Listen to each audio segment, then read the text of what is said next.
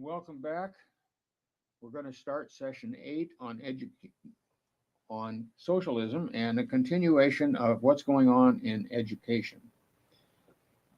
All 50 states have an organization they call Achieve to ensure compliance with Goals 2000. That's been some time ago, but under the girding of Achieve, under Achieve was a philosophy called constructivism. Which meant that the students would construct their own unique understanding of content.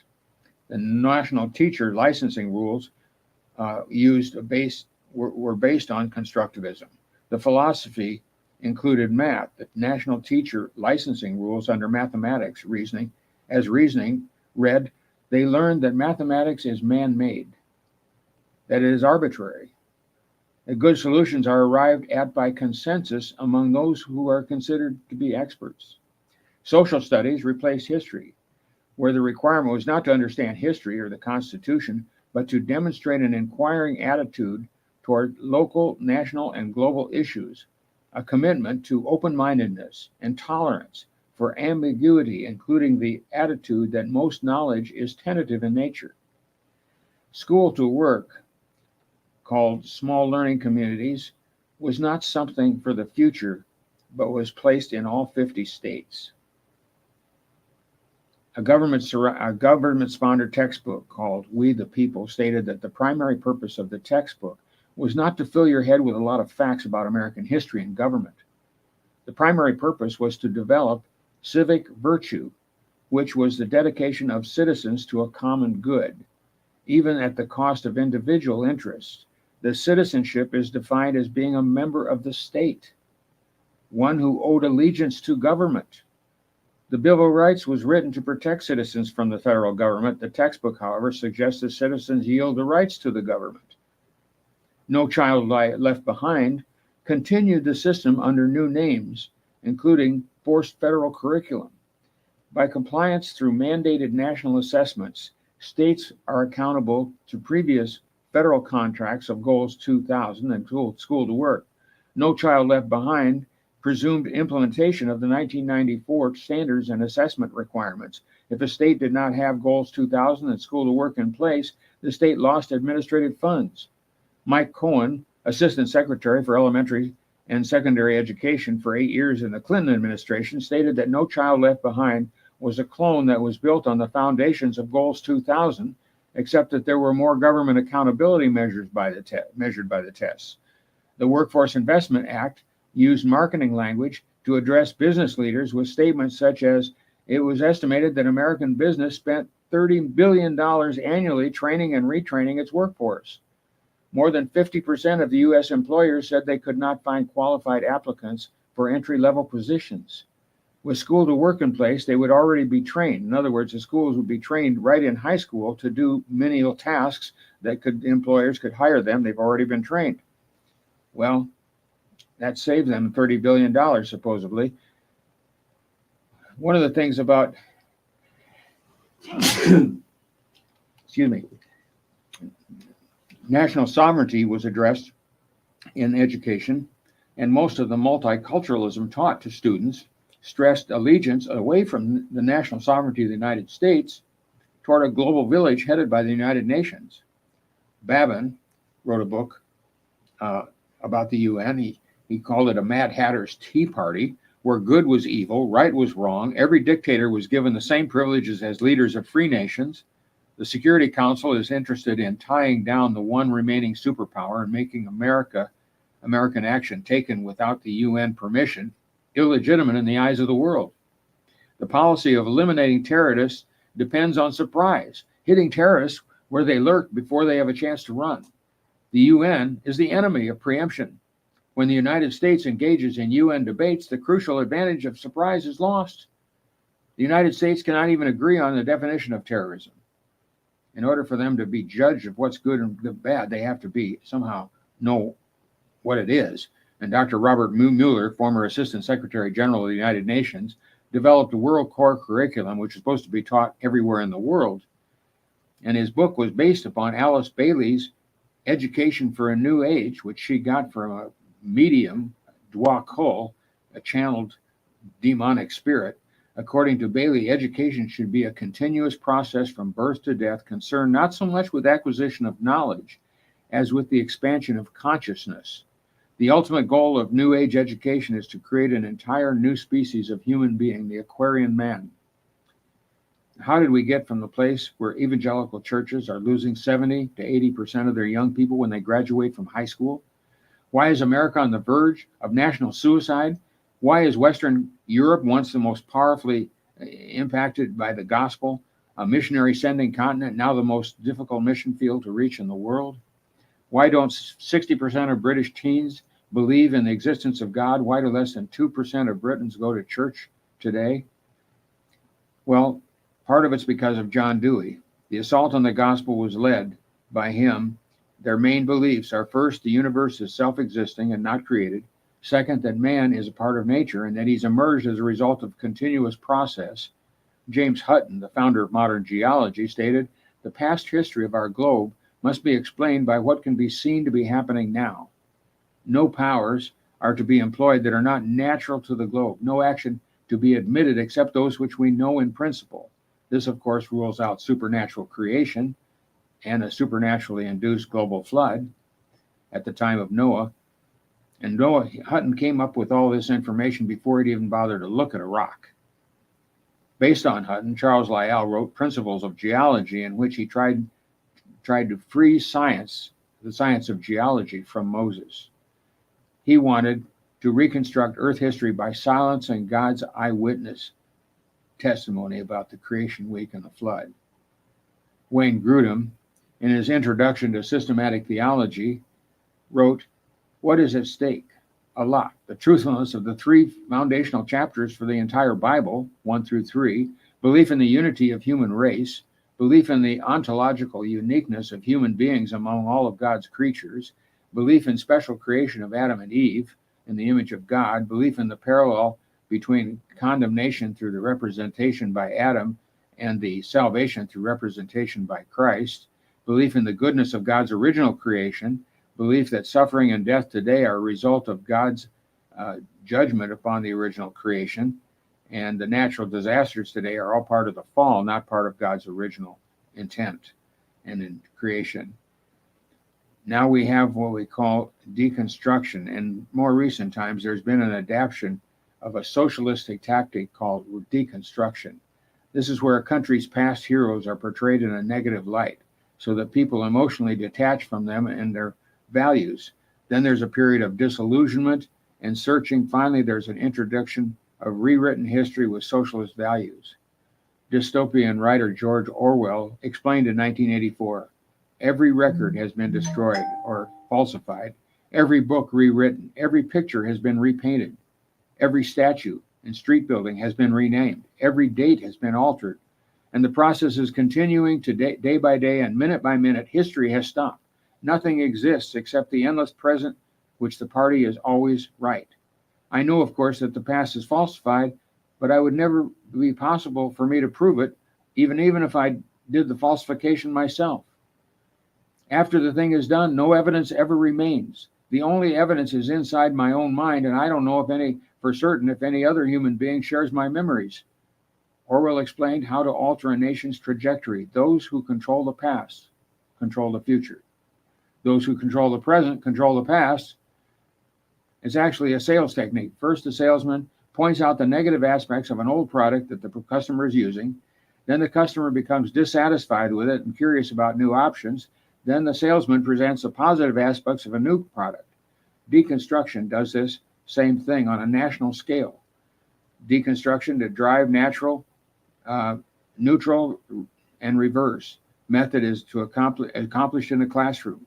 Separate the students from their past by portraying negatively the country's founding fathers. Get the students into neutral view where they are open-minded. Then brainwash students by presenting a positive socialist future. Howard Zinn's People's History of the United States is one of this gender. The Senate Chaplain Peter Marshall said of deconstruction, "Along with our higher education came a debunking contest, a sort of national sport. It was smarter to revile than to revere. more fashionable to deprecate than to appreciate. Debunking is a sign of a decaying foundation. Cognitive psychologists have carried out experiments where researchers can actually implant false memories in people's minds, making people believe they remember events that never actually occurred. This can be done on a national level. This deconstruction, or what we call cancel culture, involves selectively re-editing or ridiculing past individuals or events in order to advance a future political agenda, altering a nation's past in order to change its future. The 1975 movie Monty Python and the Holy Grail was in this vein, mocking the legendary king author in England's noble history. A scriptwriter for Hollywood sitcoms confided how they were instructed to make them laugh at what was called normally held sacred. One cannot be proud of something and ashamed of something at the same time. Separating people from their past is mentioned and quoted, attributed to Karl Marx. Take away the heritage of a people, and they're easily conquered. Yang Berthoma, Minister of Culture in Borneo, wrote in the Brunei Times, August 2013, a nation or generation that does not know its history is a nation that has lost its identity and can be easily manipulated. This is why the Emperor of China, Qin Shi Huangdi, who conquered kingdoms to unify China in 221 BC, destroyed all history books. The basic annals of the first emperor of Qin reported Chancellor Li Si told the emperor in 213 BC, I, your servant, purpose that all historians' records, other than those of Qin's, be burned. If anyone under heaven has copies of the classics of history, they shall deliver them to the governor for burning. Anyone who dares discuss the classics of history shall be publicly executed. Anyone who uses history to criticize the present shall have his family executed. Anyone who has failed to burn books for after 30 days of this announcement shall be subjected to tattooing and be sent to build the Great Wall. President Jimmy Carter started the Department of Education in 1979, and from that time on, the proficiency in math, literature, and history began to decline. Lawrence W. Reed examined this trend in his article, The Myth that Americans were poorly educated before mass government schooling. Solzhenitsyn stated, if we don't know our own history, we are simply have to endure all the same mistakes, sacrifices, and attitudes all over again. What happened in early America, we should take a look at. John Trumbull, a law student under John Adams and a justice on the Supreme Court of Connecticut, had already read through the Bible for the first time when he was 4 years old. When he was 6, he beat his pastor in a Greek contest, and when he was 7.5, he passed the entrance exam to Yale University.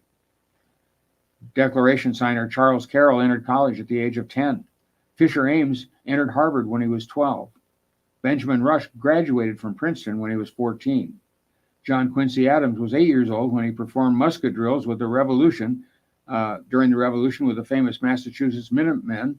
He was secretary to the ambassador of Paris, and at the age of 14, he received similar appointment to the court of Catherine the Great in Russia. The early education law was the Old Deluder Satan Act. Civil and religious leaders in Europe had wrongly taught the masses that the Bible authorized such atrocities, that it further authorized individual leaders of the church and state to wield great and often tyrannical power over the people. Because the people were illiterate and therefore couldn't read the scriptures to judge the accuracy of what the leaders told them, they blindly believed and followed, thus indirectly abetting the commission of those atrocities.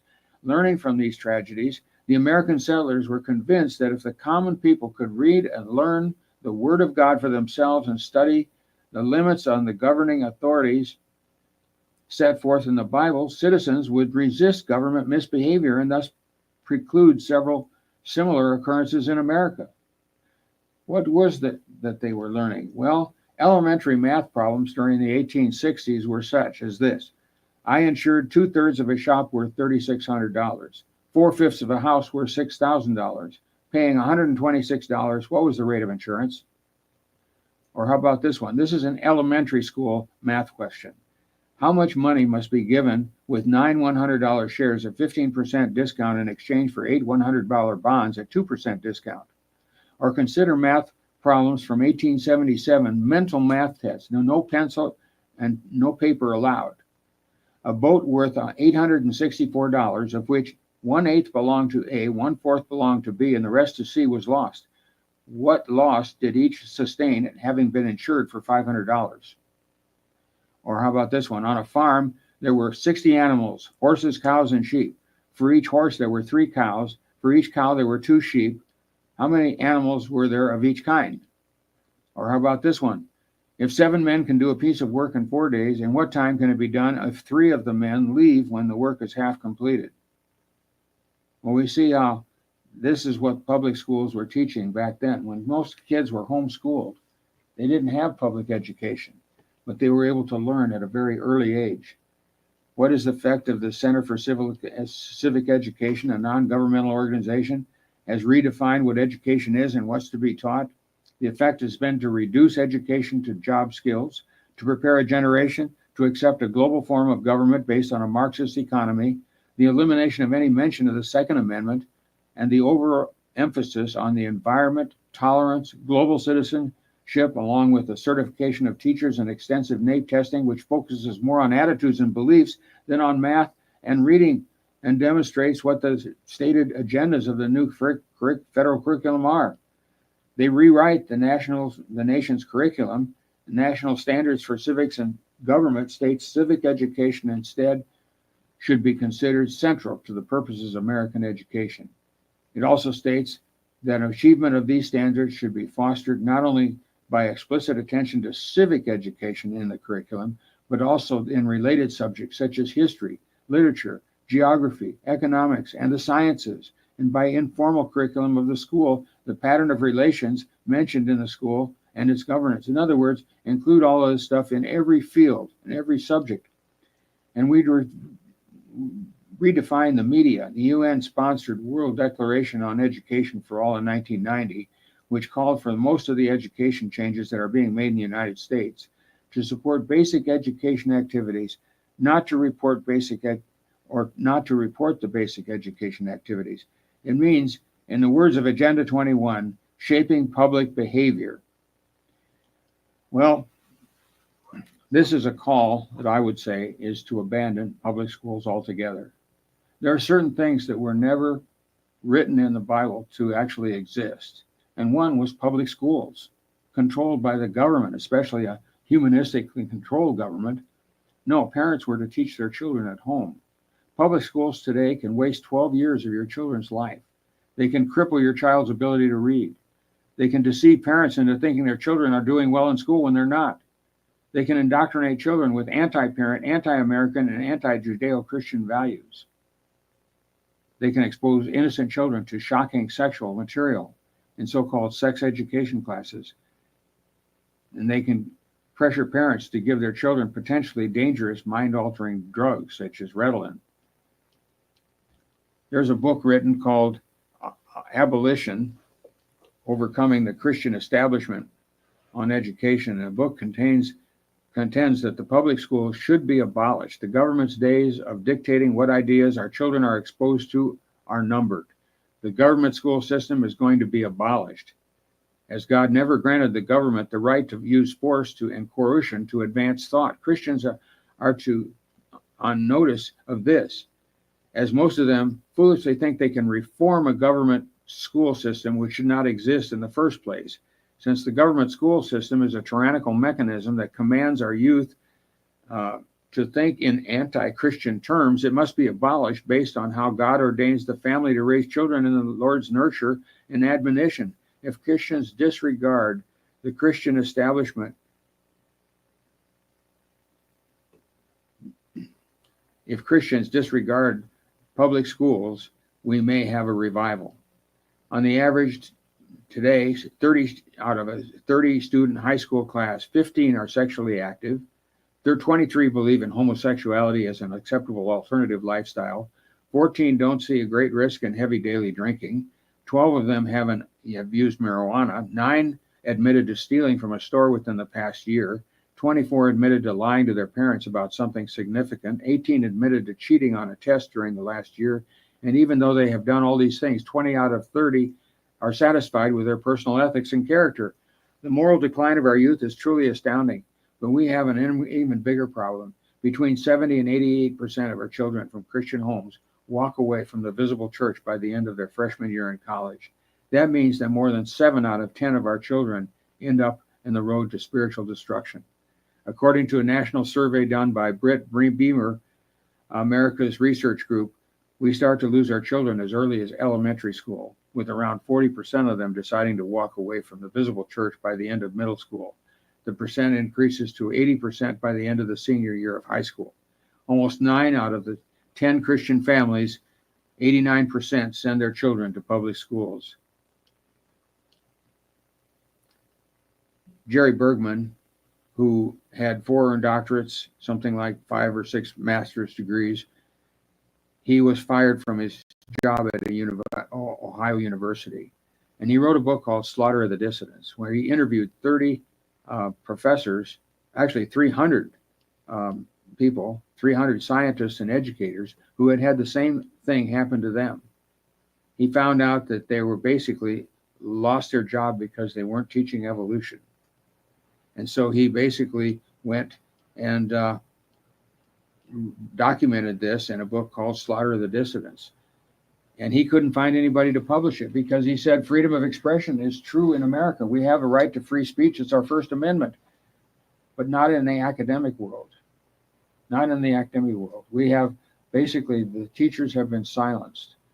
And this happened as a result of putting people in positions of power who would control what the teachers, what teachers were hired and what they taught. And so they could be fired simply by not teaching evolution, which is false all the way through. There's nothing true about evolution. Yet if they want to teach the truth, they're let go. They lose their tenure. They lose everything. So he wrote the book Slaughter of the Dissidents, and I got it chapter by chapter before anybody did because nobody would publish it. Finally, he did get it published. He wrote a second book called Silencing the Darwin Skeptics. When somebody doesn't have an argument, they use name calling. And so the name calling was used by the media about Darwin skeptics, anybody that didn't believe in Darwin. They were called incompetent, ignoramuses, retrogressives, stupid, liars, unqualified, idiots, mentally retarded, and about 40 other names. With clarity and thoroughness, Bergman detailed the accounts of 17 of these 300 scientists and educators he interviewed, and showed that these people were not necessarily, not all of them were even Christians. They just didn't believe that evolution had scientific basis. And so the frequency of the terms used to call these people dangerous was 303,000 times for creationists, young Earth creationists. For intelligent design people, they did this 484,000 times for a total of 787,000 times. They called them dangerous just because they believed in creation as opposed to evolution. They called them a threat, stupid, ignorant, dumb, fools, uneducated, bigoted, flat earthers, jerks, all these things, and continued to call them these names because when you don't have an argument, many times you result to simply name calling. Now, we look at property. The opposite of individuals owning property is social ownership of property. This is socialism, which in application is no different from the feudal lord holding the land in a trust and dividing it among his loyal knights and vassals, who in turn collect taxes from the poor peasants. Webster's 1828 dictionary defined property as the exclusive right of possessing, enjoying, or disposing of a thing, ownership. Karl Marx wrote, "The theory of communists may be summed up in one sentence: abolition of private property." Reagan explained on October 27, 1964, how government regulations effectively take away property. Now, it doesn't require confiscation of private property or business to impose socialism. What does it mean whether you hold the deed to your business or property? Machinery already exists where the government can find some charge to bring against any concern it chooses to prosecute. Every businessman has his own tale of harassment. What does the Bible say about property? Throughout the scriptures, God gives men and women property to be stewards over. Genesis 2:15 says, "And the Lord God took man and put him on the Garden of Eden to work and to keep it. The Ten Commandments confirm private ownership of property with the command, thou shalt not steal the property of another, Exodus 20, verse 15, nor even covet your neighbor's property, Deuteronomy 5:21. Neither shalt thou covet thy neighbor's house, his field, his ox, his ass, or anything that is thy neighbor's. Naboth refused to sell his property to King Ahab. King Ahab spake unto Naboth, saying, give me thy vineyard, that I may have it for a garden, and I will give thee the worth of it in money. And Naboth said to Ahab, the Lord forbid it me, that I should give the inheritance of my fathers unto thee. An employer can negotiate to pay a worker wages, and once the work is complete, the wages are the worker's property. John Adams explained in the Defense of the Constitution of the Government of the United States in 1787, the consequence if private property is not protected, property is surely a right of mankind. Perhaps at first, principle or religion would restrain the poor from attacking the rich, but the time would not be long before courage and enterprise would come and pretexts be invented by decrees to countenance the majority in dividing all the property among them, or at least in sharing it equally with its present possessors. Debts would be abolished first, taxes laid heavy on the rich and not at all on the others, and alas, a downright equal division of everything be demanded and voted. Adams continued, what would be the consequence of this? The idle, the vicious, the intemperate would rush into the utmost extravagance of debauchery, sell and spend all their share, and then demand a new division of those who purchased from them. The moment the idea is admitted into society that property is not as sacred as the laws of God, and that there is not a force of law and public justice to protect it, anarchy and tyranny commence. If thou shalt not covet, and thou shalt not steal, were not commandments of heaven, they must be made inviolable, secure precepts in every society before it can be civilized or made free. When the government gives anything out, it usually is in exchange for something. When there was a famine in Egypt, the government gave grain in exchange for the people's freedoms, their lives, and their children. When the government gives anything, whether the recipient realizes it or not, it's in exchange for something, such as freedom, political loyalty, or votes. As well-intended government programs may be, they are run by career politicians and bureaucrats who have an inherent conflict of interest.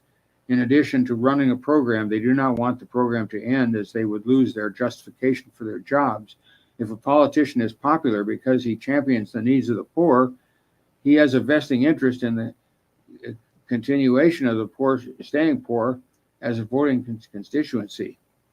If there were no poor no longer, he would lose his voting block and may not be reelected. Representative J.C. Watts describes such politicians. I have my thoughts. I think they're race hustling poverty pimps, Watts added. For the past 30 years, our nation spent $5 trillion trying to erase poverty, and as a result, as you know, is we didn't get rid of it at all. In fact, we spread it. We destroyed our self-esteem of millions of people, grinding them down in a welfare system that penalizes moms for wanting to marry the father of their children and penalizes moms for wanting to save money. Friends, that's not right. Politicians also may be tempted to redirect public funds as favors and pork projects to loyal party members and supporters who can help them stay in office.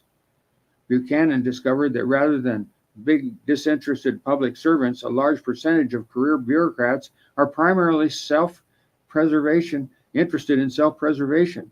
It is natural for people to want to keep their jobs. When millions of people work for the government, there is a collective desire for it to get bigger as job security, creating an enormous deep state bureaucracy.